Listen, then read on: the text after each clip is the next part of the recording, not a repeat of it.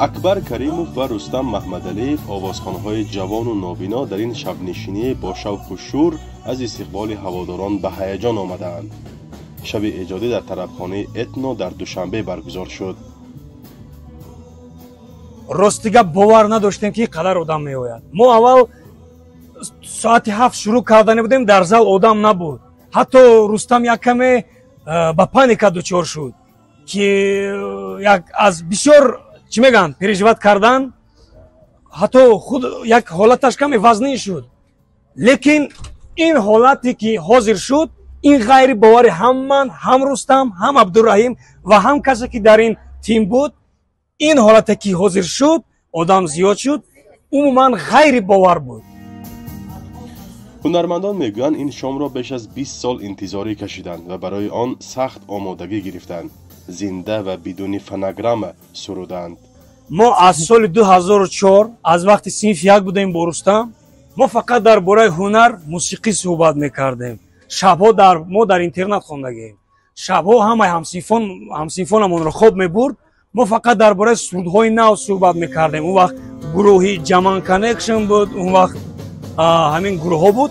ما با رستم از همون وقت فقط در همین باره صحبت میکردیم تا امروز.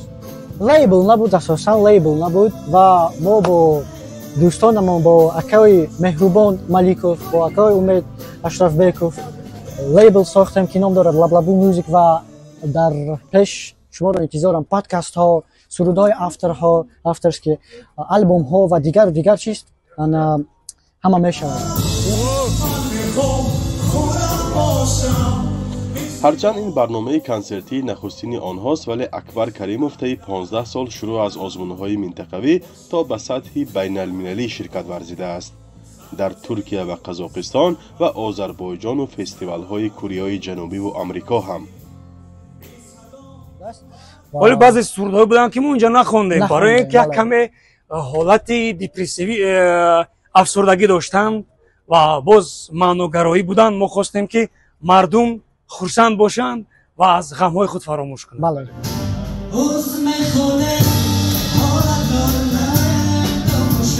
با 4 زبان تاجیکی و انگلیسی، پامیری و روسی ترانه سرودند.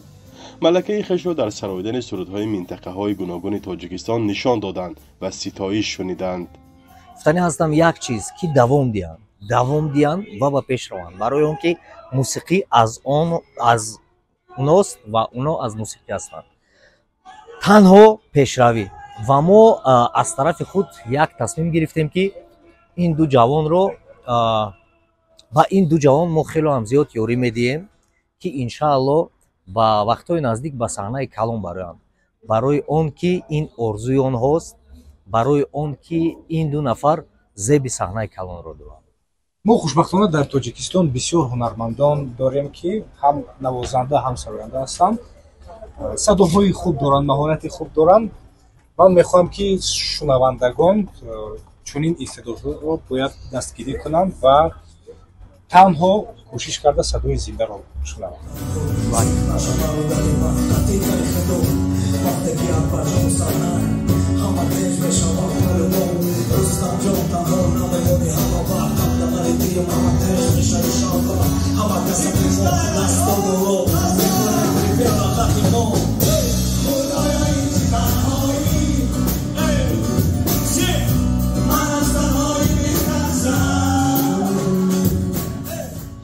در تاجیکستان 15,000 نابینا زندگی میکنند. بیشتری آنها بنابر مانعهای کار و تحصیل به هنرمندی و یا کارهای ایجادی رو میارند و میخواهند در جامعه منزلت خویش را داشته باشند. مثل اکبر و رستم که میخواهند با عزم قوی از این تالار خرد به تالارهای عظیم و پربیننده هم راه یابند. فرزان محمدی، رادیو آزادی، شهر دوشنبه.